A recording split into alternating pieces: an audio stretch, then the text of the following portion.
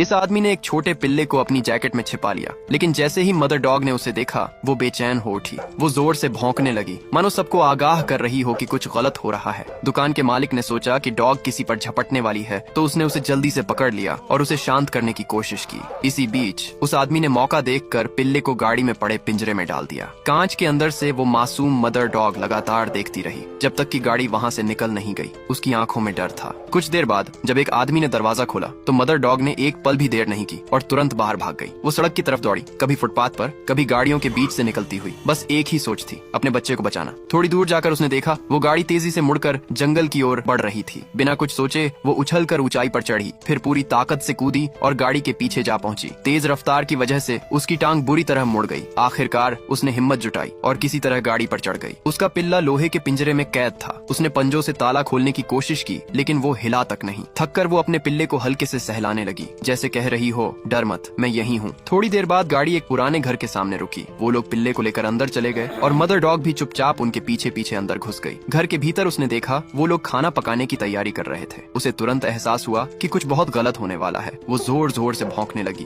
पर वो लोग हंसते हुए बोले, अच्छा हुआ तू भी यहाँ पर आ गई, और हंसने लगे। तभी उसकी नजर पास रखी चमचमाती हीरे की अंगूठियों पर पड़ी। बिना झिझक उसने वो सब मुंह में डाल ली। अब वो लुटेरे डर गए। उन्होंने पिल्ला वापस देने की बात कही, मगर मदर डॉग को उनके इरादे पता थे। वो सारे हीरे लेकर वहाँ से भाग निकली। वो लोग उसके पीछे दौड़े, पर थोड़ी देर में लुटेरे उसका पता खो बैठे। रात बीत गई। जब सब थक कर सो गए तो मदर डॉग वापस लौटी, धीरे धीरे कदमों से अंदर गई और बिना कोई आवाज के पिंजरा उठाकर बाहर जंगल तक ले आई। उसकी कई कोशिशों के बाद ताला खुल गया। पिल्ला बाहर आया और अपनी माँ से लिपट गया। फिर दोनों बिना पीछे मुड़े वहाँ से निकल गए, हमेशा के लिए।